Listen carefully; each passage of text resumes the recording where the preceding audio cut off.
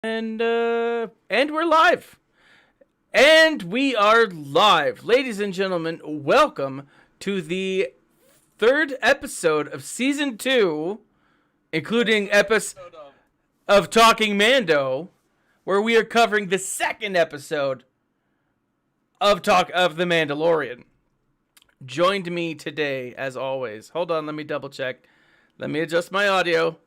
Get it squared away now.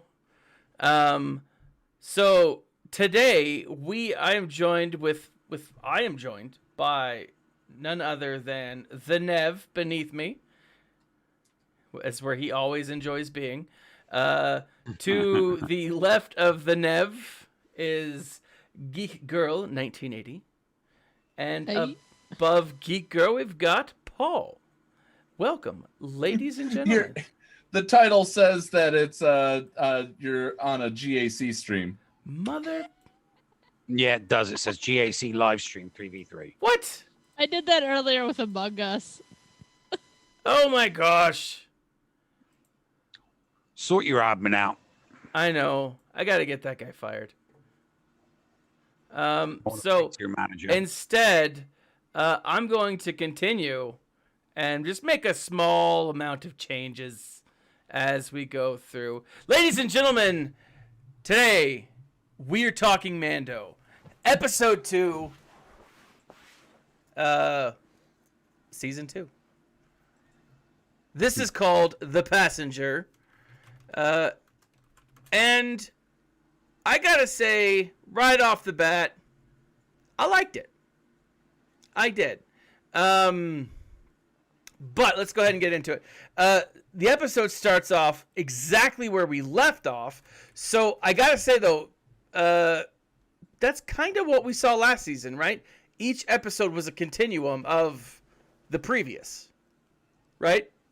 Pretty much, not exactly like it, not in the same ilk that this one was done. I mean, this one was literally, you could literally put both episodes back to back. He disappears off on his speed and then he comes back on. So if you remove the recap like we did, because I didn't bother with the recap. Yeah. I did. Yeah. I had put it on. It's flawless. I didn't bother with the recap, so it was flawless from episode 1 to episode 2. Well, they did the same thing last season as well. You could put one and two together. Not every single episode flawlessly gelled from one to the other, though. Not every single episode. But she's right. Geek Girl's right. Episode 1 and 2 of last season were almost like continuations of the other, right? Yeah. Not Pretty everyone. close. No, not everyone, but specifically the first and second episode. Right? Yeah. The first and second, yes, they were, because we all of a sudden had to figure out what the hell that this Yoda-like creature was. Oh, and we love him. Oh, I gotta say, guys, Baby Yoda was awesome in this episode. No. Well, no, he was a spoiled child. Well, I mean, comic relief-wise, he was awesome. Any parent seeing this would just smack that kid right in the bottom. Be like, no. You do not eat our passenger's offspring. Right? So, we start off on Tatooine. Really cool. We get a hijacking of sorts. A car speeder jacking. Where the Mandalorian and... we get a Roadrunner-esque... Wile E. Coyote finally gets one over on the Roadrunner here. Yeah. Totally. And so I gotta say, I want to look back at those opening lines or those opening characters that were fighting, because the Deveronian, is that what he is? The horned one with the two horns coming down, whatever that alien is, looks familiar. And that's not me being spacist. That's me saying, like, he legitimately looks familiar, like he was in Star Wars Resistance or something that I've seen recently. He looked very familiar. You're talking about the bug? Not the bug. On Tatooine. So on Tatooine, there's that group of gangsters that spring the trap on him. One of them is wearing a vest with. Did you guys pick up on it? It had insignias. It looked like it was either Imperial. I'm looking up a recap right now to look. Or to Rebel. find It's a Rebel like a placard that would be I don't know as part of the military. I don't know. It was just a small little thing, but I was really cool. I thought it was really neat seeing something like that. Then we get the knife to Baby Yoda's throat, which I mean, I don't know about you guys, but I had like my blood was like right here. I was like, you better not do it, because I don't want Baby Yoda to die. Right? Nobody wants Baby Yoda to die. Baby Yoda's not going to die. Episode 2, season 2. No. Although there have been a number of moments that had they gone a different way. Episode 1 and episode 2, The Mandalorian could have died, and it would have been the shortest lived series ever. Right? Mm-hmm. Yeah. Right. But no. So we get this moment. I gotta say, the jetpack scene was awesome. Right before the opening credits, Mando trades the jetpack for the life of Baby Yoda. The little Jawa thing runs off, and Mando hits a button, and Jawa goes into the air. That was gold. That was absolute gold. Such a cool moment. What were your thoughts? Opening scenes, guys. Nev, what are your thoughts? No, it was all right. I was happy with it. A little bit of a fight scene, a little bit of a tussle. Clearly, the guy that got the jetpack was going to be double crossed. I mean, it was like so obvious. And then came my one single bugbear of the entire episode, which was what? Which was, why did he walk across the desert to the settlement when he had a jetpack? You're not wrong. That's a valid I'm sorry, point. but he's got a jetpack. All right, sure. So why can't he use the jetpack and have the thing on his back instead of slowly plodding across the desert? It's like, we know he's hard. He's just defeated a bunch of bad guys, okay? So we know he's nails. We know he's tough. We know he's resilient. But now you're just making him look stupid. Why is he walking across the desert when he can just activate his jetpack and fly to the damn settlement? It just bugged the crap out of me. It really did. We don't know that he's good with the jetpack, though. We know he's good with a jetpack. We saw him in season 1. No, we saw him in season 1 shoot after a TIE fighter. Yeah, exactly. A TIE fighter. He's not shooting after anything. It's open space. There's nothing in front of him. All he has to do is take off a few feet above the ground and use the jetpack to propel himself forward faster than a snail's pace. No, there was no reason for it whatsoever. And that bugged the crap out of me because there was no legitimate reason for him not to do it. I'm going to disagree with you, Nev. There was a legitimate reason for him to do it. And we learned about that episode 1, season 1, I think. And that is, gas is expensive in this area of the universe, right? That's what he said to Carl Weathers. And he's like, do you know how much gas is, right? I'm assuming specialized gas for the jetpack is pricey. And he's just like, look, I'm not going to do it. I'd rather carry you, Baby Yoda, through the blistering desert suns. Yeah, that's what I'm thinking. I'd rather risk dehydration and death than use a little bit of fuel and take 5 minutes to fly from A to B. Instead, no, I'm going to walk for hours and hours and hours and hours and hours and hours to get from A to B. So, yeah, no. He's cheap. With me. Doesn't wash with me. That was a screw up. That was a Dave Filoni, Jon Favreau screw up. It was unnecessary. I don't believe that they can screw up. Unnecessary cinematography. It was. And I'm just thinking to myself, okay, what's easier? Well, we can just get the guy in the costume to walk across the studio a few times. Or we have to do some CGI of him flying. What's more expensive? CGI of him flying. Fine, we'll just get the double to walk across the stage a few times and we'll make it look like he's traipsing through the desert. Money. I think that was a budgeting decision, and Dave Filoni should have whoever's in charge of the budget's head on a platter for making him screw up the episode at the beginning. If that is if that's your problem, that with the episode, and you want somebody's head on a platter, that is toxic fandom right there. If you want somebody's head on a platter, yes, I call want it someone's having high head standards on a platter. So can I put out a possible scenario as to why? Now this is total speculation, but we know that there was a rumor that Pedro Pascal was very upset about not getting his face shown more often in the first half of the season. We're 2 episodes in out of a season of 8, or is it 10 this season? I think it's 10. Okay, so we're almost a fourth of the way through. Okay, Pedro has not taken the helmet off yet, which no one expects him to. Maybe this shot was penance. Dave Filoni and Jon Favreau were like, look, you don't want to take the helmet off? Fine. We're going to make you walk through the desert. See, I don't think that's true, simply because it's actually been reported that his stunt double is the one wearing the suit most of the time, which is why they came to the compromise. Next season, he's only going to be doing the voiceover, and his stunt double is going to take over being in the suit.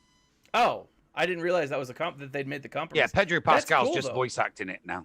See, that's cool. That was part of the problem during the season, which is why you're going to see him weirdly sprinkled out, and why probably episode 4, it's going to take a weird shift and focus on secondary characters more, because in the middle of filming, he went to Lucasfilm, went over Dave Filoni and Favreau's head to try and get his way, and it backfired.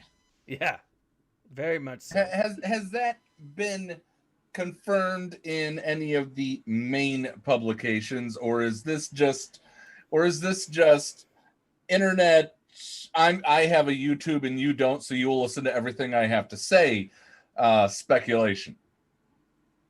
I haven't heard. They all do that. Something happened in the EW interview before the season started, that they were going to focus on other characters. I heard it from a reporter who has her own sources. That's who I heard it from. Heard it didn't get picked up whatsoever by anybody else, because nobody wanted to give Disney bad PR and lose access. Yeah, and they would. They more than likely would. Do not mess with the House of Mouse ever. No, you never want to upset the House of Mouse. But I think at the same time, though, whether that's true or not, as a show, you wouldn't want to run that story because it paints your hero in the bad light.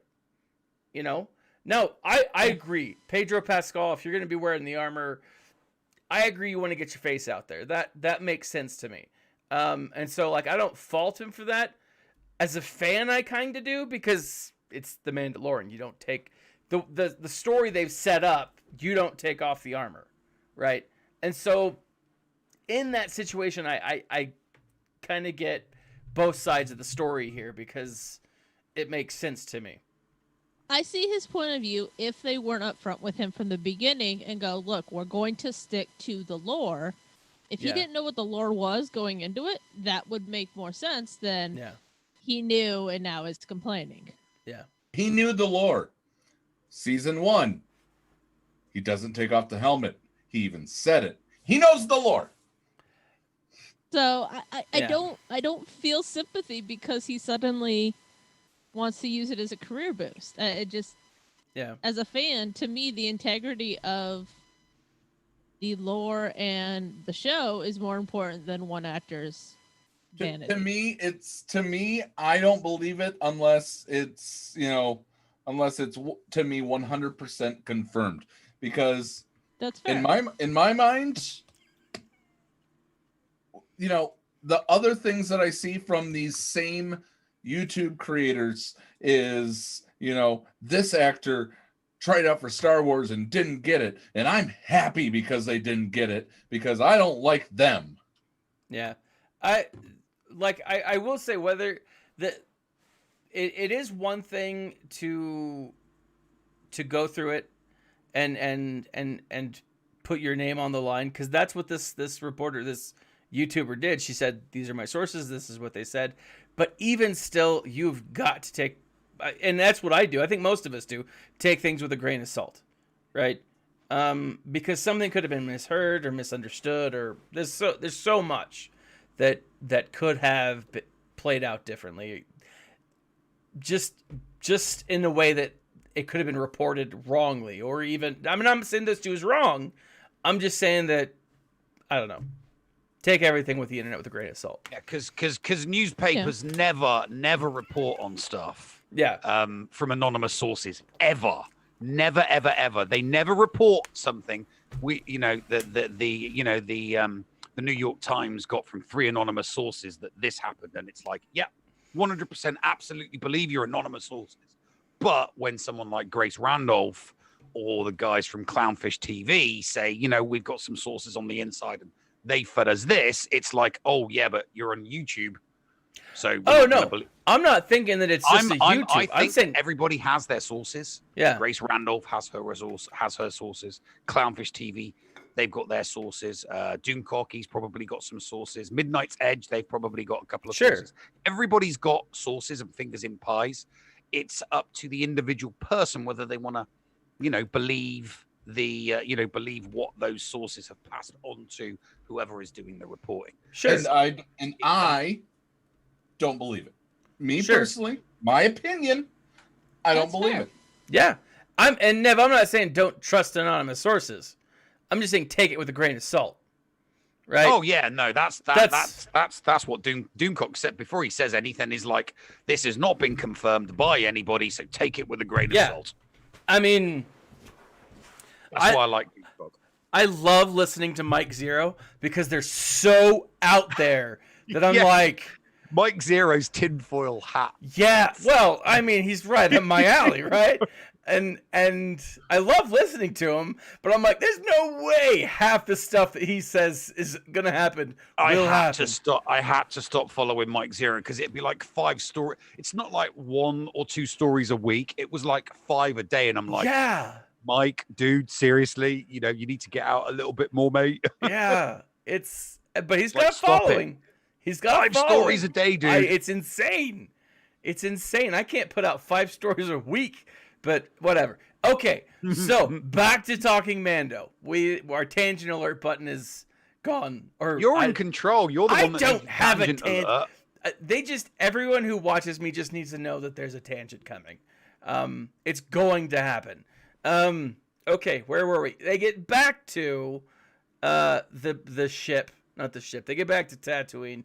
He walks into the cantina. We see I'm assuming this is Mos Eisley. The cantina, right?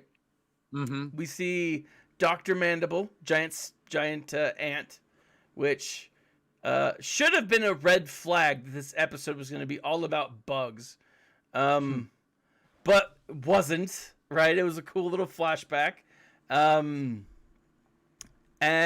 we get, what's her name? Pelly, the mechanic, yeah. She is playing Sabacc with Dr. Mandible. She has an idiot's array, the rarest hand in Sabacc. Like a royal flush. It's a royal flush on steroids and meth. I mean, you have to actively lose to get the idiot's array, right? I mean, isn't that depends. It depends on what type of Sabacc you're playing. Is it awesome? Isn't it amazing that we know how to play a card game that was invented in a faraway universe? I love that we can debate rules and strategy. But anyway, so they're getting there. She cons Mando into anteing up so that he can get more information. I get it, anteing. I totally meant to do that too. Yeah, anyways. So she wins the Sabacc with the idiot's array, Dr. Mandible introduces her to someone who knows where they're going, right? Or that a Mandalorian enclave exists, right? And we are introduced to a frog. Named Frog Lady. Right? I took a tip from Paul. I put on the subtitles this week, and I think they're more enjoyable with the subtitles. I do, because you get like Frog Lady screams, Frog Lady mumbles in frog, Frog Lady hops. Speaking in frog. Which was awesome. All right. So Frog Lady's got to get her eggs to this new planet where her husband is. Her husband has seen a Mandalorian or Mandalorians. And, yeah. So the problem is he has to travel sub-light speed. Right? Mandalorian's like, no, sub-light speed's stupid, and I don't want to do it. But if he travels in hyperspace, it will kill the eggs. The question I ask, though, is how many eggs would have survived in hyperspace had Baby Yoda not eaten them? Like, were the eggs safer in hyperspace than they would have been in normal space because Baby Yoda was eating all of the eggs? Just one after the other. I mean, honestly, I doubt it, because if you're working on the theory that hyperspace will kill them, then they would all be dead instantaneously. So, at the end of the day, even though we ate probably half of them, which, bad Baby Yoda. Yeah. There's still eggs left, theoretically, that are viable. Theoretically, right? Guys. Yes. The Frog Lady was voiced by Captain Rex. What? No way. D. Bradley Baker is the voice of... Of course he was. Who is also the voice of the clones. That's awesome. Awesome. That is super cool. He's coming back for the holiday special, too. Yeah. Very excited for that, actually. Yeah, it looks cheesy, but I'm like, I actually kind of like this version of Rey. Yeah, it looks cheesy in like the best way. Okay, so we go into. Go ahead, Paul. Just another thing.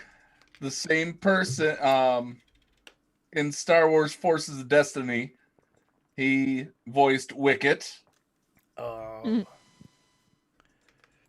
And also the voice of Perry from Phineas and Ferb. Really? Of course. All right. Frog Lady. Man, this guy's got a crazy long history. Like, this guy's accolades, credits are amazing. Mm-hmm. Oh, he's Klaus from American Dad. Yes. He is. I love Klaus from American Dad. Okay, so back to Baby Yoda. Okay. I mean the Mandalorian, not the Baby Yoda show. So they get on the plane, the Razor Crest, and they're traveling, and sublight speed. Mando goes downstairs, sets the course, goes downstairs, looks for Baby Yoda. He's gonna take a nap. Where's Baby Yoda? Eating eggs. Right. I gotta say, the whole time that I saw the egg being eaten, my thought was, at the end of the episode, he's gonna regurgitate them because he's like protecting them somehow.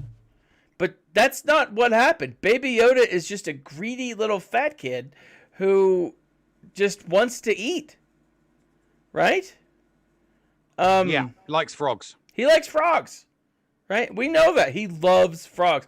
I even think that when he first saw the frog lady, he was like licking his lips like, just wait till she's asleep. I'm gonna eat that woman. Like, I'm gonna dislocate my jaw and just go at it. So then we go and Mando's awoken by none other than Trapper Wolf and what is his name? Captain Carson Teva. Now, Nev, was it Paul? Paul, you said there was a special thing about. Yeah. So fill us in. Who is this guy? So Paul's son, Hyung Lee, he's mainly he's a Canadian actor. Mm-hmm. He did Kim's Convenience, which ran for a long time up in Canada. Played Maurice Chen on Shoot the Messenger, which was one of those critically acclaimed shows that only ran one season. Yeah. But the fun thing is that Hyung Lee is actually a member of the 501st Legion. Is he really? He is TI 74447. And Awesome. his first troop was in a TIE fighter uniform. He also played a deck officer. He also trooped as a deck officer, but now he's actually played a character in Star Wars. Before he ever played a character in Star Wars, he was a member of the 501st. That is... Well, that makes sense. They pulled the 501st in for the end of last season. Yeah. That is so cool. Like, yeah, that's right. All those extra stormtroopers were 5 members of the 501st. And they all had better costumes than what yes did. Yes. Now, for anyone watching this who don't know what the 501st is, can anyone explain who they are, what they are? They're bad guys that do good. They're a charity organization. No, that's literally their tagline. Oh, is it? Okay. Yes, Yeah, bad guys doing Their good. Instagram is one of my favorite things ever. They're a charity group that dresses up in authentic-looking stormtrooper cosplay and goes to troop at hospitals and march in parades, and it's just a bunch of bad guys doing good. That's awesome. And I don't know if they're all over the place. I know there's one locally where I'm at in Salt Lake, in Utah, and it's cool because I've seen them around. They're an awesome. It's really cool. And we're everywhere. They are literally everywhere. The thing that they've been doing lately is spotlighting all the people that are healthcare, EMT, gotcha. all of that. They've been doing one a day for weeks now. That's cool. Yeah, check them out because they are awesome, and it's cool because you said Geek Girl, they were called in for the last 3 episodes of season 1 of The Mandalorian, and they're all of those extra stormtroopers. They're not the ones that punched Baby Yoda, so you can still love them. Yeah, that was. Who was that? That's a Bill Hader. It's John Sudeikis. John Sudeikis. Jason Sudeikis. Yeah, I was it's the same group of Bill Hader. I associate Bill Hader. Bill Hader did BB-8. That's right. Yeah. But anyways, so they move on. Trapper Wolf, and let me bring up his name again because Carson. Pull him over, literally in the middle of nowhere, and they're like, "Hey, we need you to pull over, show us some license and registration," right? Because his ship wasn't doing his transponder thing because of the evacuation, right? The episode from the first season, right? Was that what that was? No. So the episode where they did the prison break. Yeah. And they wanted that was referenced at the end. That wasn't the Bothan. Oh, gotcha. Okay. So that's why and that's why they let him go at the end. I thought it was so they're referencing something with the Bothans, which I'm really excited to learn more about.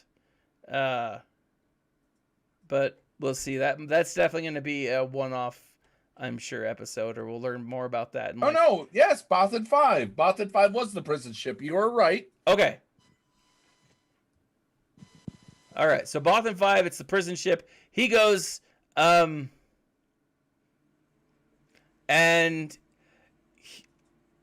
they're like, okay, this is the guy we're gonna. Yeah, this was the episode that Nev hated. You hated Nev. Or what? I didn't hate this episode. This was the one that Tonks and Mr. Oh no, Craig no. Silver. Oh, the prison that one. prison Yeah, episode was that Right. was that. That only got. I think I'm trying to remember. I can't remember if I gave it 4 out of 5 or 3.5 out of 5 because of that bloody Tonks going. It's like, oh, for God's sakes, just shut up, woman. Somebody shoot her. Somebody shoot her. You know, it was either bad acting or bad directing. I don't know which one it was. I did not like it. So I will say though, I do think this is foreshadowing for a return of those 3 characters. I hope not. I think we're hope gonna not. see her. I think we're gonna see Tonks and I'm going to see any of them again. I hope Really? Ahsoka kills her. We're not going to see any of them again. They're all jailed. they're jailed now. Yeah, they're never going to escape. That's probably what all people who were in jail think until someone comes and frees them from space Who's prison. going to free them? They were the jailbreakers, and now they're in jail. You've confused me, and we're gonna move. How on. how is anybody going to get? How is anybody going to take a contract? All right, so we've got this. Oh, what's the contract? Oh, we want you to rescue some people. We want you to break some people out of jail. All right, how did they get there? They got there by trying to break some other people out of jail. Hang on. So you want me to rescue people that are in jail For that rescuing. couldn't rescue other people from jail? Yeah, forget it. No, don't want the contract. Forget it. Get somebody else. They are So- not going. Nobody is going to take that contract. No, But if no one would take the contract, sorry, Nev, no one would take the contract not because of that, because they would know her for hissing. yeah, and and they'd they be would like- hate her for that as well. You know. Yeah, they'd be like, "Well, who am I saving?" And then they'd be like, "Oh, what's her face?" And be like, "Oh, she hisses all the time, right? Yeah, that's the one. Plus, I'm out." Their employer is dead. Valid point. So that their employer, who has some, I don't know, some bounty hunter responsibility to his employees, is dead.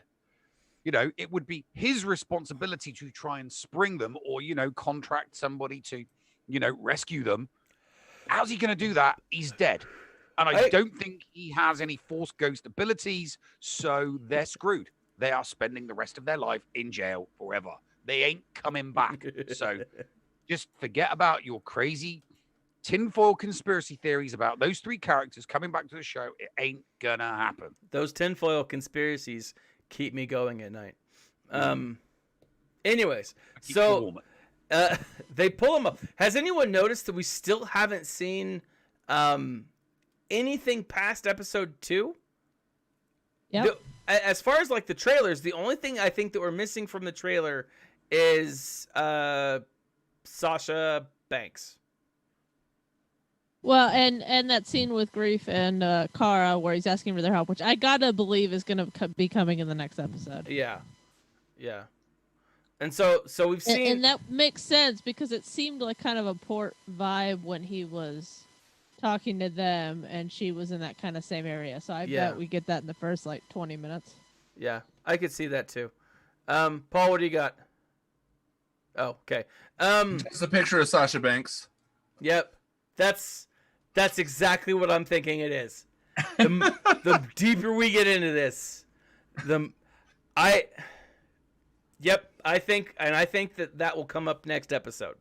I think Honestly, so I was rereading the EW article about the season outlook, and there, I forget who said it, but somebody said in there in regards to the casting stuff that some of it is true and some of it is fake. Mhm. And so I'm starting to wonder whether or not we're going to see Sabine, whether or not we're going to see Ahsoka. Well- If they don't, if Ahsoka doesn't pop up after being quote rumored and reported by all of the major trades, I think people are going to riot. Well, I mean, the same thing is we had people saying, "Oh yeah, Luke's gonna be in episode 7." Yeah, Luke was right at the end. That was all. yeah. I mean, you're not wrong. Yeah, I think that's what's going to happen. I think that I think it'll be halfway through the season. I think episode 5 is where we hit our points. I think we'll see Sasha Banks next time. I'm really starting to lean more towards her being Dr. Aphra than Sabine. Yeah, maybe. And because if she is Dr. Aphra, she could absolutely be working for Moff Gideon, and that would make a lot of sense. Now, Ahsoka being with Sabine also makes sense. So I don't know, but we'll see, right? I mean, it could come out next episode or the episode after that. So I loved that the rest of the episode takes place on this ice planet, which we don't get a name for. I think some eagle-eyed person will probably find a name, and then we'll, be like, oh yeah, that's what it was. But whatever. But we don't get a name for this planet. It is a terrifying planet that has giant crabby spider monsters. Same spider monsters from Rebels, but just a different planet. Yeah, these are the same spider monsters from Rebels. As Nev pointed out, these are the ones that in. I'm seeing that they weren't actually. Really? I'm seeing they were a different type of spider. Really? Because they look just like the ones from Chopper Base. Mm-hmm. Yeah. Well, the ones from Rebels are based off of drawings that Ralph McQuarrie did for Empire Strikes Back. So it's possible that they took those same drawings and did their own tweak on them. Yeah, That's and true. let's not forget that the Blurgs and the Lothcats that we've seen from Rebels and from Clone Wars that we're now seeing in The Mandalorian are going to look different because there's a big difference between live action and animation. That's true. Oh, yeah. That's true. So, just for kicks and giggles, this is the one from. Oh, I don't have it put up. Hold on. Do you guys see this? Don't throw Discord up there again. No, I didn't. I know. I'm just saying. I didn't do it this time. Do you guys see that? You're really delayed. Okay. Yeah. Yeah. See, same creatures. Same creatures. Yeah, they look like the same creatures. The difference is the head here. Let's see. The ones here. Now, granted, Nev, you have a very valid point that animation versus real life, you're going to get some differences, and it could simply be a matter of artist interpretation, right? Mm-hmm. Nothing. It might not even be anything other than that, right? Spider Monster, the Mandalorian, and this is what we saw in the final image here. It's gonna obviously take a moment or 10 for it to come up, but it's just slightly different. Yeah, similar structure. It's at the bottom where it kind of looks like they took a Demogorgon Yeah. and stuck it on the bottom of a gigantic spider monster, which just terrifies me. Oh, that was freaky. Just terrifying. Just no. See, confirmed to be new species on that article. Oh, did it? I didn't even read the article. Right at the very top. The Mandalorian Season 2, Episode 2, spiders confirmed to be new species. Well, look at that. I thought everything these articles said was wrong. Only when they're rumors about Lucasfilm artist Phil's. If they've quoted a Lucasfilm person. Who was the Lucasfilm person that they quoted? It's Kathleen Kennedy. She's giving out false information just to piss everyon off. Does it don't cite a trust name or does it anything cite an anybody anonymous says. source? It cites a name. Phil Sostak. Phil Spector. Confirmed. Phil Slowstack or Sleestack. Yep. Lucas Arts.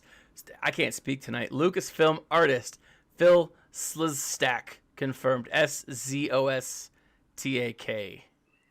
On Twitter, the terrifying ice spiders seem and Mandalorian 2 are a new species. So. Yeah, you're right, JJ. They are very, very, very much like Alien. Yeah. Seriously. So they're They're still horrifying. on the planet. Oh, yeah, absolutely.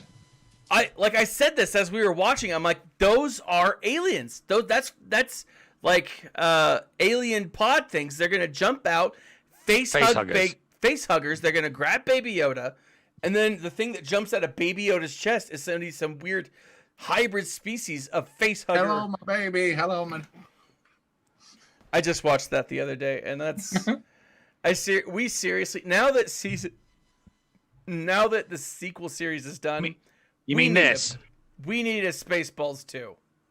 The search for money, more money. Such a good movie. I actually was just watching that the other day. It's such a great movie.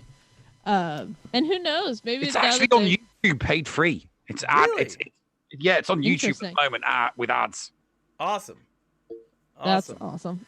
But yeah, like those those aliens were terrifying. Like this. Yeah, literally, I saw the one going for Baby Yoda, and what immediately popped in my brain was brain slugs from Futurama. Yeah. And they were gonna take over and take control. And thank you. It was cold on the floor. Yeah. Oh, Futurama, such a great show. I love Futurama. It's ahead of its time. Oh, seriously, it's not predecessor, but the antecessor, whatever comes after it. Disenchantment is coming out soon, season 3. So if you were a fan of Futurama, you may enjoy that too. But anyways, that whole fight scene was it was icky. I don't have another word for it. It was just gross. Like, yeah. I don't know. What are your thoughts? It was a combination of these spiders from Mirkwood and Aragorn's children times 10 and grosser. Yeah. It was like all the villainous spiders and all of nerddom got together, and this is what they came up with. And yeah. And I hated every second. I think someone said a couple of times as we were watching it, kill it with fire. Yep. Gosh, yes. I think that was all of us. I think so too. Yeah, probably. Nev, you were on mute, so we just assumed you said it as well. But that was I was Blair going. Said it for you. No. But I was on mute. But what I was secretly saying was, Harry Potter did it.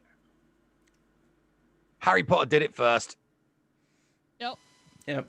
So what you're then saying? Lord of the Rings. Were those then It's British? like that. It's like it's the South Park episode where you've just got that kid going, Simpsons did it first. Simpsons did it first.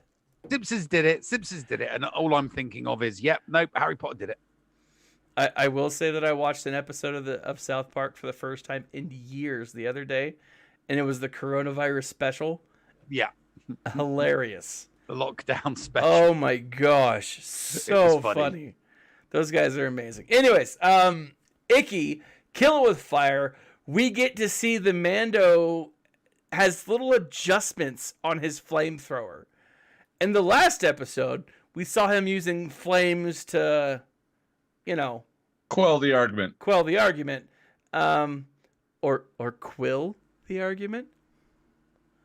I'm sorry, that was bad. That was a bad joke. But here, bad pun. he adjusted it. Paul's gonna leave now. Bad dad jokes.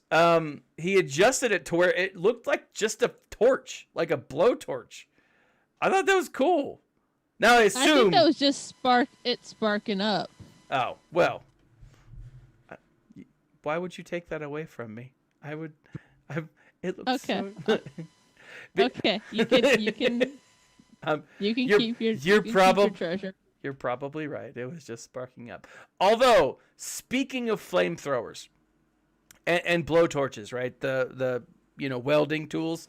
Did you notice that the Mandalorian, when he's welding his ship later on, that Baby Yoda was staring right at the flame? Yep. Like my whole thought when I was seeing that, and I actually used it for my image here. Like every boy ever, he is fascinated with fire. Yeah, that's we are. But that's so bad for your eyes. Having worked with welders, like not actually done any welding myself, but He's like Baby Yoda. Nothing can hurt him. that's true. That's true. Spiders got very close. By the way, Paul, be warned that I'm probably gonna freak Flare out here in a sec. So No. No, don't do it. Are you gonna, but I want to. I know you show a want giant to, spider? but don't do it. We made an agreement that he played Lud Baka on our show. We would not do any creepy spiders. Oh. Ooh. Okay. So the episode ends with a race to the Razor Crest. They're about to get into the lock pit. They get into the cockpit, and they're about to take off. Big old mama spider, who's got like all the damage from being blowed up earlier in the episode, comes back and just absolutely destroys the integrity of the ship, or the rest of the integrity of the ship. And that's when we get Trapper Wolf and Carvis? Carson. Yes. Corvus Carson. Corvus Carson. Come back and just picking them off. Pew, pew, just one at a time. That was, I gotta say, that was like one of the coolest things. It was just awesome to me for them to like sharpshoot and take out all those spiders. I thought that was awesome. What were your thoughts as we were watching this? I wanted to stop, but Yeah. I wanted to fast forward. Nev? Yeah, no, I was fine. I was just going through the episode because, you know, I'm able to, you know, not get squeamish over things that, you know, aren't real and they're just, you know, on the TV screen. Spiders are very real, Nev. Not don't them like ones. spiders. Not those ones. Those ones aren't real at all. There are areas of this world that we have not explored. And I would say that I would not be I wrong. don't think you're going to find a spider that big anywhere in the world, ever. I don't know, man. I don't know. Anyways, Yeah, no, it was fine. I was just ticking along. It was okay. Clearly, the Baby Yoda baby language is starting to develop. He's doing some B's now. Yep, Because I kept on hearing ba ba ba ba ba. So you know, that's he's true. still getting called the kid. That can't happen. He needs to give this Yeah. child a name. He This does. child needs a name because he can't just keep, hey kid, hey. It's like, excuse me, one has a name. It's like, oh wait a minute, I haven't got a name because you haven't bothered giving me one yet. You're supposed to be my legal guardian, and you still haven't given me any. So you know, he needs a name. But you know, the language that just it was all right. It was okay. Yeah. Is it that It's the beginning language to an end. is the language developing, or is he just able to understand the Mandalorian at this point? No, I just think it's just, you know, it's baby language because 50-year-olds of that species are babies. We don't know when he'll become a toddler. Could be 100 for all we know. Might be bloody 100 years before he becomes a toddler. I mean, Christ, could be 200 before he's the equivalent of a teenager. And by Very then, true. Mando's dead. Very true. Because one of the things that hit me, I loved seeing the frog use Zero as a translator. And one of the things, the droid, yes. yeah, Zero the droid. And one of the things that I've loved, I've made no secret of this. My love for Star Wars often stems with droids and small, cute, furry things, mostly Ewoks, aka murder bears. On a side note, I use the name Murder Bear to teach my students this week how to write a paragraph, and I used the word murder bear like 10 times, and I left it up all week, and they're like, going nerdy, what's murder bear? And I was like, it's what we call Ewoks. You need to learn these things. Anyways, so I'm kind of wondering two things. Are we going to see Zero brought back and or repurposed? Or will we see Baby Yoda use Zero as a translator? I think the second is more likely. I don't think you'll see him necessarily repurposed because that was what Quill did. Mm-hmm. So unless you find another mechanic like that, I mean, maybe they'll bring in Babu. Who knows? But Yeah. I think it's more likely that he'll either use him for a translator if he uses them at all. Yeah. But honestly, I agree with Neil. I don't think he's got the speech languages patterns down yet to be able to actually fully communicate. All right. He'll speak in whatever language he hears, like most infants do. You know, he's not just like all of a sudden going to start speaking the native. Huttese. I mean, just whatever. He's not just going to start speaking some random language. He will speak words of basic, because that's how the Mando speaks to him in basic. So his first words will be in basic. You know. Okay. Or Huttese, or Tuscan. You know, depending on how he takes. You know, depending on how it comes along. Which one he picks up first? I don't think that droid will get used again. From a baby Yoda, you know, from a baby Yoda's point of view, because all I, you know, as soon as that happened, all I was thinking was, as soon as that scene kicked in, all I was thinking was, Alien, Ellen Ripley's bringing back the android from Alien so that, you know, she could communicate with the ship. Yeah. Paul, what do you think?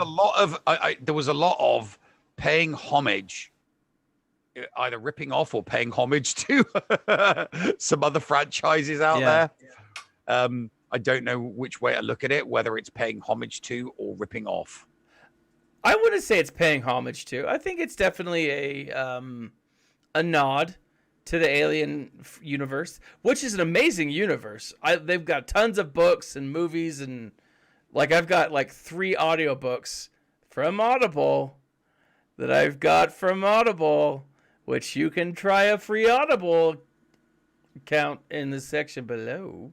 Or was it Disney saying, or was it Disney, you know, doing, well, Harry Potter's Warner Brothers and Aliens is Universal. And you know, maybe it's an Easter egg, you know, maybe it's some golden Easter egg. It's like, let's go buy Warner Brothers and Universal. Yep. And own the entire world. Yeah. You know, like evil Disney, because they own Fox. Yeah. You know, they own Fox, they own ABC as well. They own ABC, they own they own everything. It's like, you know, let's just bury them all. You know, we'll have Universal and Warner Brothers and Fox all on one streaming service. Oh yeah. Yeah. Who knows? That could be. We could be getting Easter eggs as to what's happening. Maybe the developers, John Favreau, and they're like, "Hey, look, we don't agree with this, and we're trying to get the message out. We can't own Warner Brother or Universal, but we can rip them off. Yeah, yeah.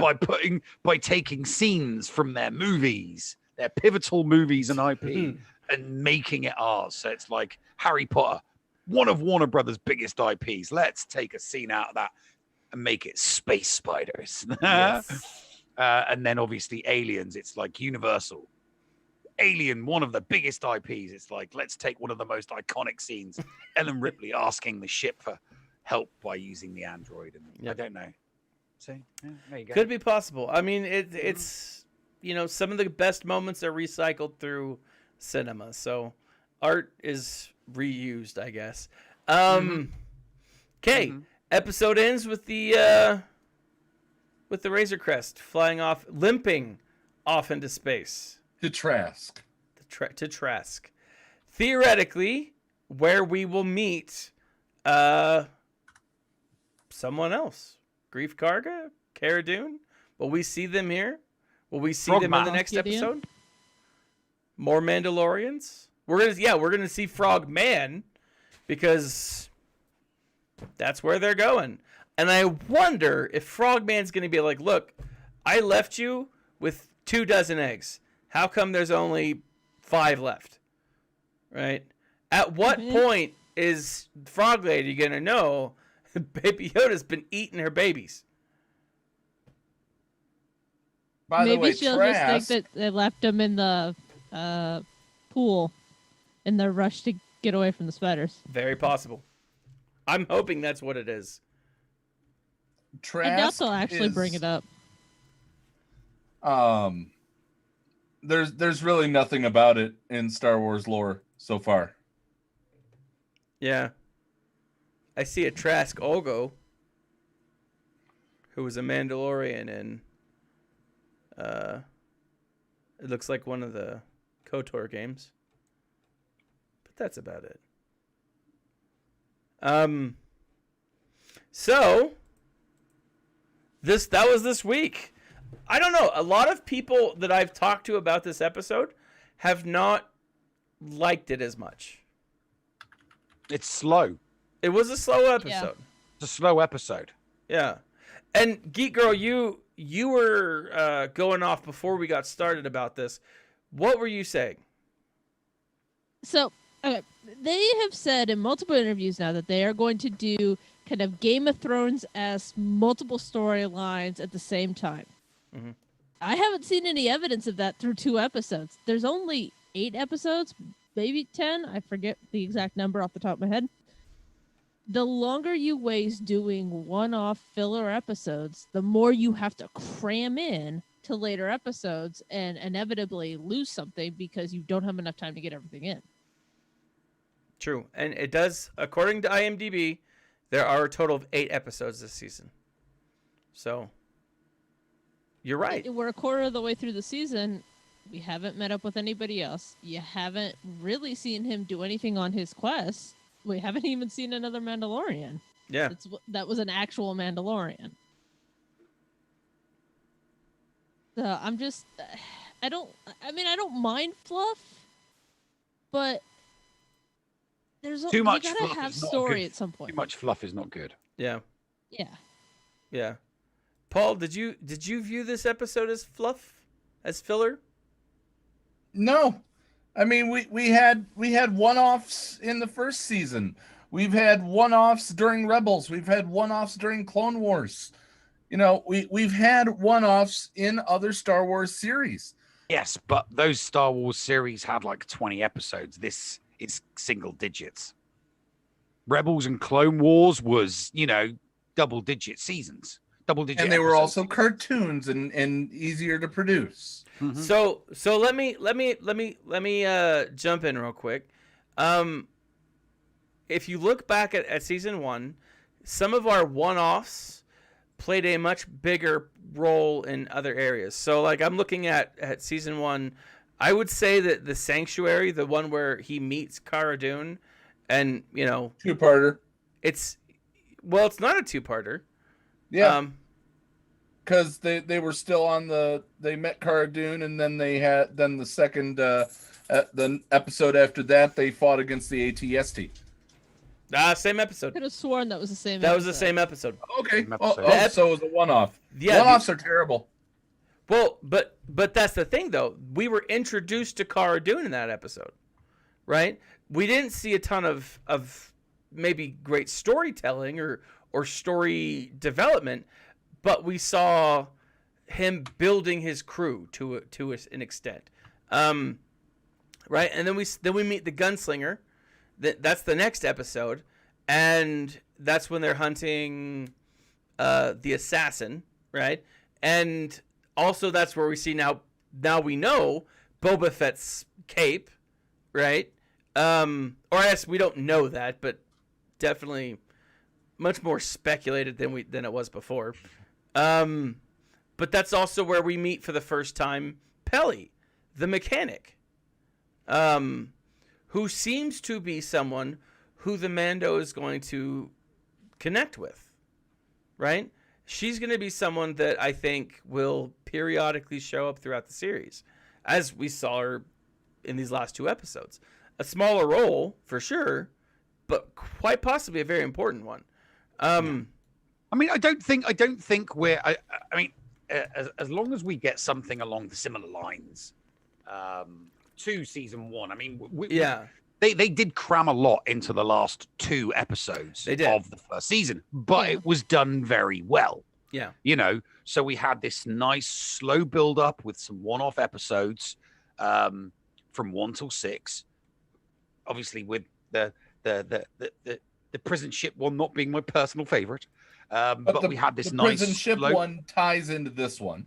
Yeah, but we had a nice slow build up. But during every episode, there was always like a piece being added. There was always something being added, and I'm not seeing anything being added at the moment. Yeah, we got a piece. I think we got a piece, an important piece added in episode 1 with regards to Cobb. We'll probably see him, somewhere else, down the line. So that was a nice little story.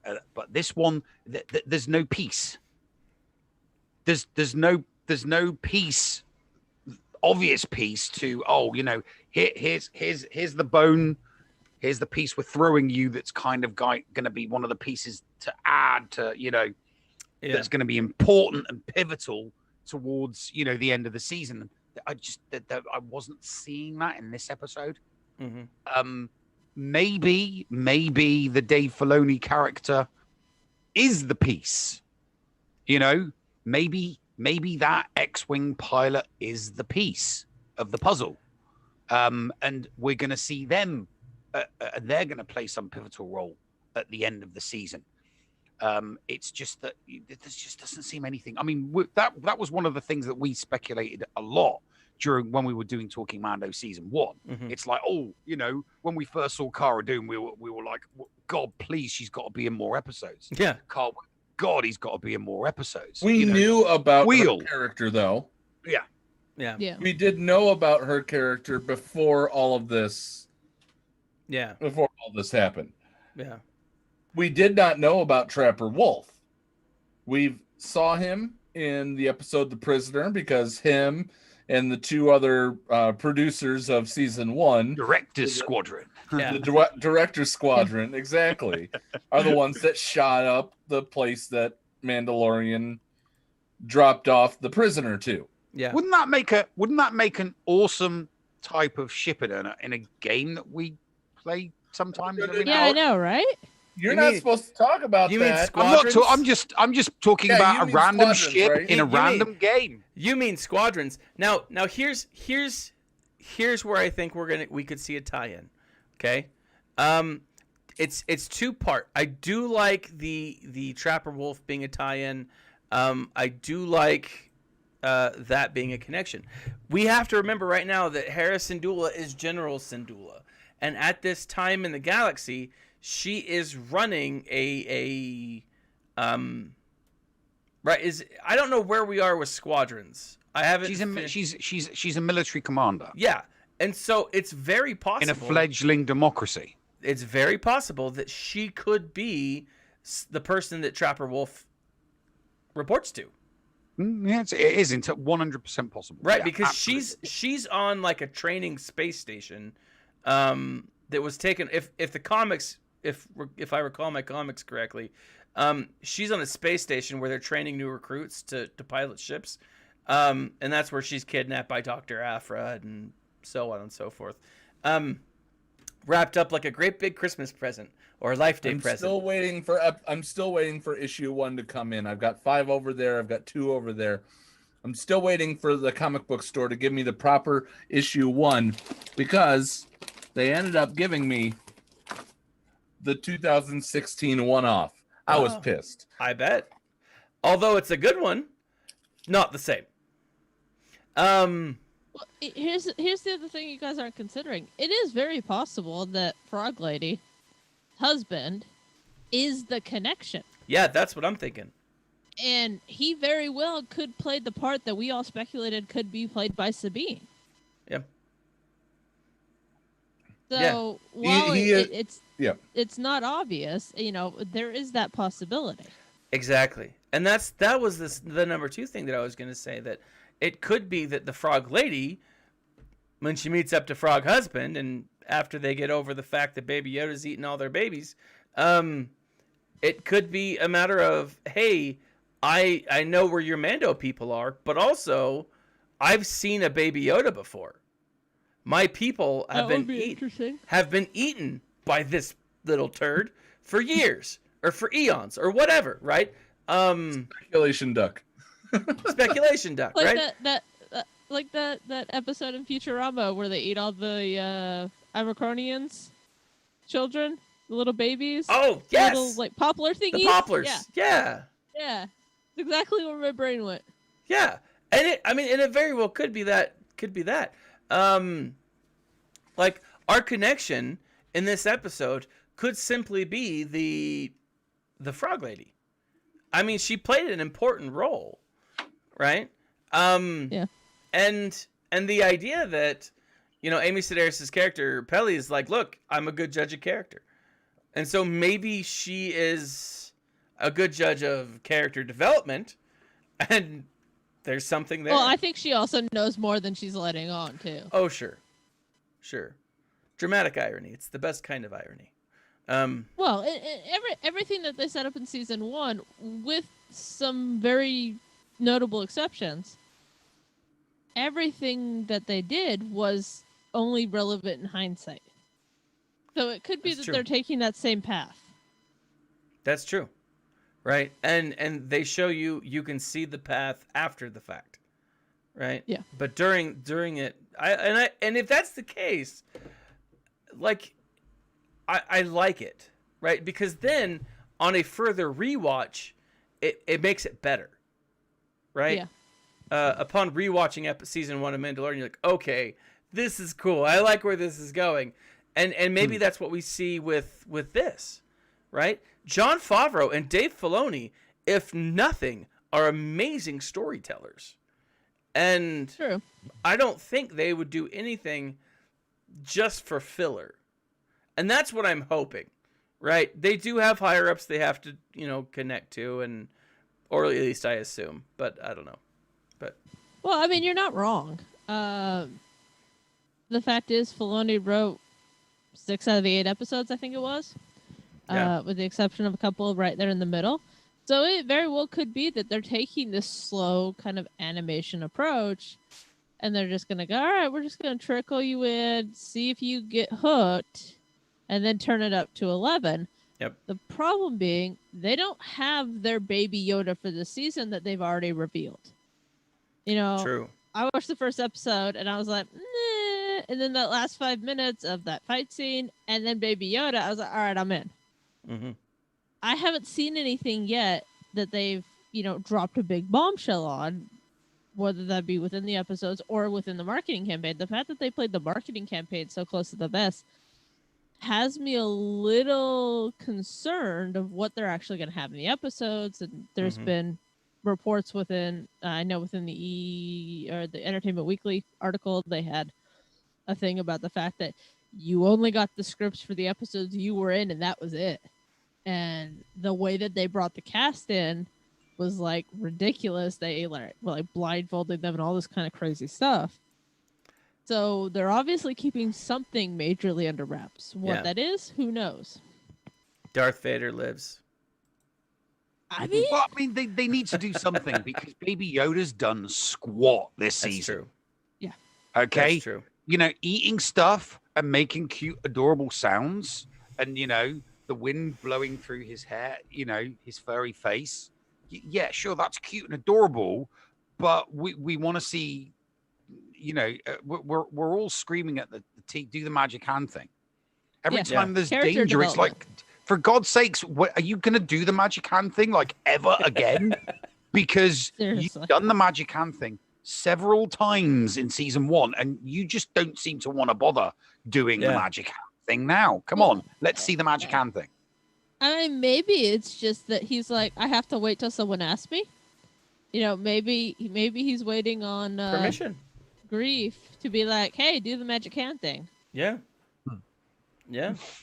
Like, he can't just heal a snake randomly. Right? I mean, there's no snakes. Or their boyfriend. Yeah. Right? I do think it's a setup.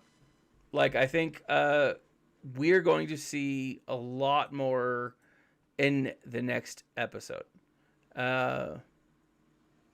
but I don't know. We'll see. All right. Do we want to go with the ratings? Sure. All right. It'd be rude not to. It would be a little rude not to.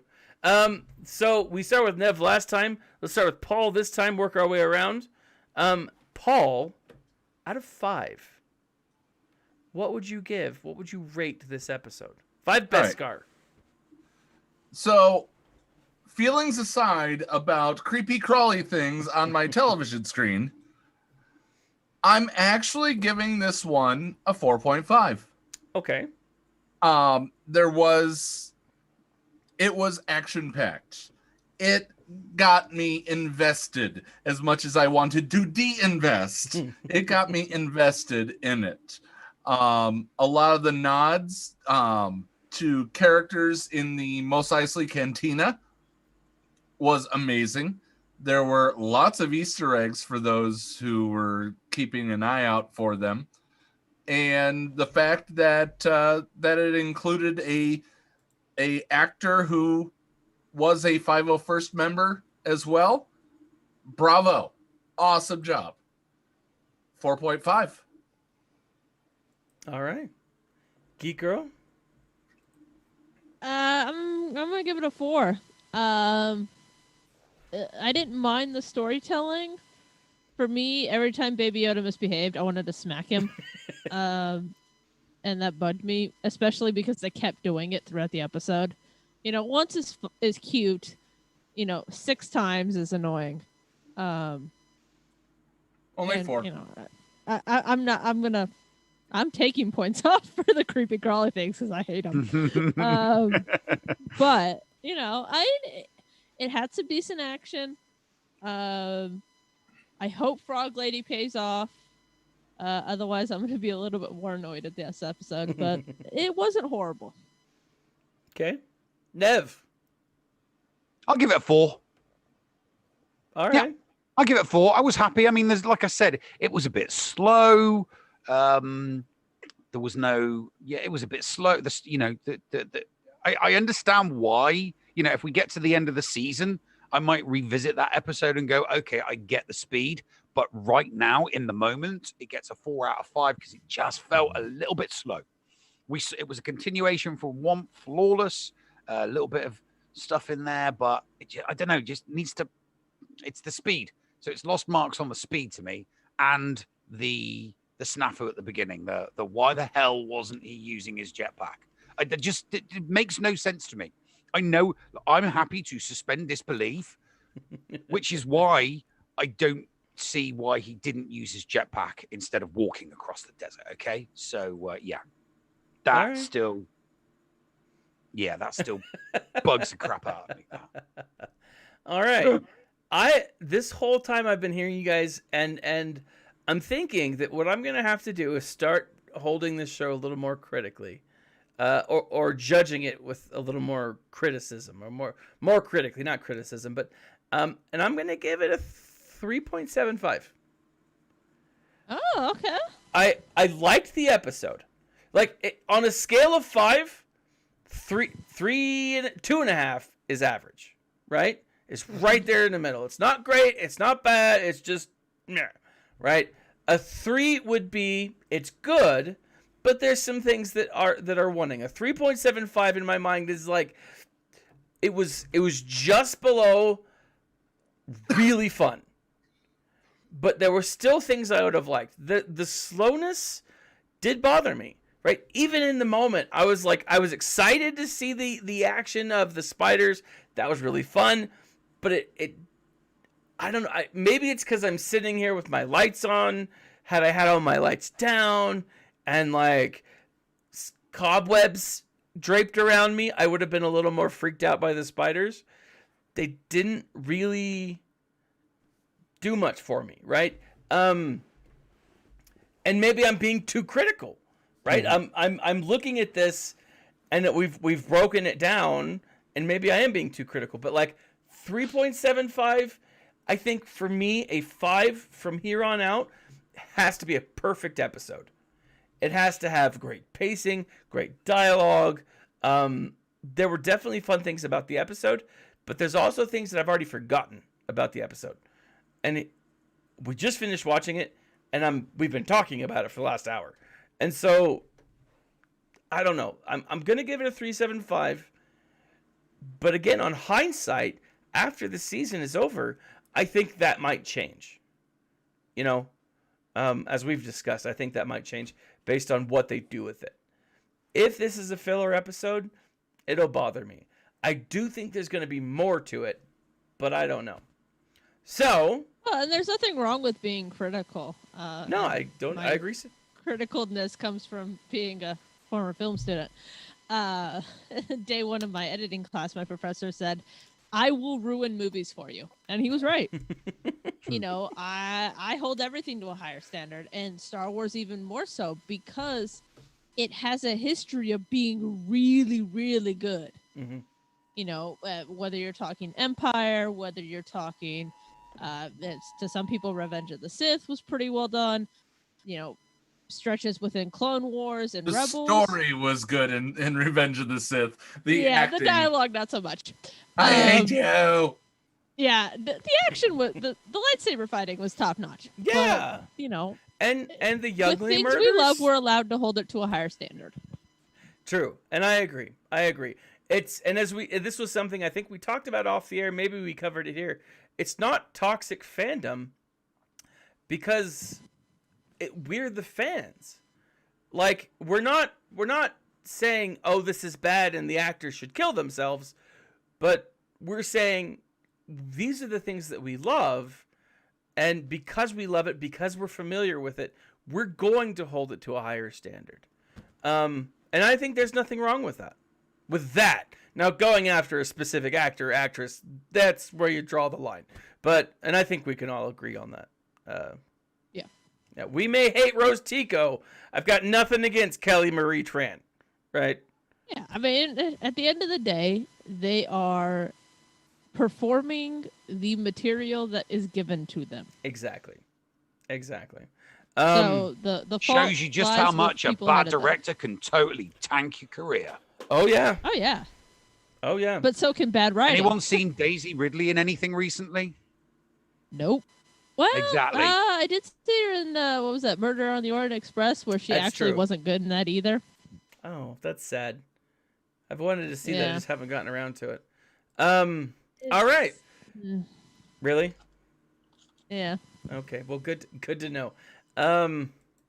Sorry. Did anyone do the math? Not meth, but math. I want to say we're at 4.25.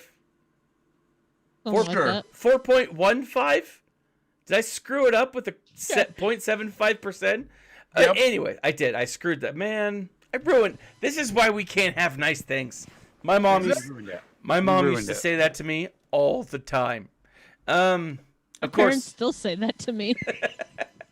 This is why we can't have nice things. All right, so Geek Girl, where can people find you this week? On Twitch, doing I've got GAC planned this week, starting tomorrow at 10 a.m. And generally in the mornings on Thursday, Saturday, sometimes in the evening on Sundays, but yeah, hanging out, doing some stuff. All right, Paul, Nev, let's go with Nev, because I think you have something immediately after this, right? I might be doing some nads. Some GAC. Some nads and some GAC. Might fire up the full green screen studio and do some, get down and dirty. That's true. Shiny. Get onto the field of battle. And that's true. Kill some stuff. Show some of that the side butt. proper commander. Yeah. Show some side butt, yeah. Show some side butt and some back butt. Some back butt, side butt. Yeah. Some back butt, yeah, definitely. I really, really need to get some assless chaps for that, don't I? Oh, dear yes. God, no. Oh, absolutely. All chaps are assless. Yes. Nev, you absolutely. I want the full package. I want the chaps. I want the boots, England. The spurs. I want the hat. He's from England. It's called the full Monty. The full Monty. Okay. Yes. Well, hey, I'll take it. No, the full Monty would just be me naked. That's true. I think that would get you banned off of Twitch. I think so too. I No, think no, so, no, too. no. I'm pretty sure it's a violation of the terms all I of have to do, service. all I have to do is get some paint and just throw some paint on my body in Yeah. the nudie bit, and I'm good. And Yeah. we can call it art. That's what the But then thoughts you'd have do. to change it to just chatting. Yeah, Well, and, to yeah, say, it'd have or to be do just the chatting. do that the green morph suit thing. Oh, I have one of those. Not a green one, but a blue Of one. course you do. Yeah.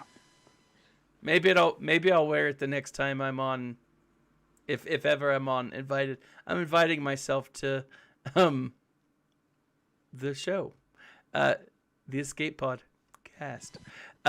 Yes. So if you guys haven't seen the Escape Pod, or if you haven't seen Nev and his full green screen, I highly recommend it. It is awesome. I was watching, Yes. Dear Doja. Come for the GAC, stay for the ass. Indeed. It is No, really cool. Come for the GAC, stay for the Neverage. For the Neverage. Oh, we don't do Nev rages during Nev. Oh, Nev Rage. I heard Nevrage. I'll do a Nev. I'll do a and Nev rage. I'll do a Nev rage if I just haven't got it set up for. I haven't got the full screen Nev rage set up yet. Until you tell me Until I do, until I've got a full screen, because the standard Nev rage is just a fireplace with rage and my head and shoulders. I want to give people the full Nev rage experience, and that means full body Nev in the fiery pits of hell, screaming about something at the screen. Well, the let full me know when Monty. you do it, because I finally have enough points. Yep. Awesome. Well, ladies and gentlemen, thank you for joining us tonight. You can catch us every Sunday night at 7 o'clock Mountain Time,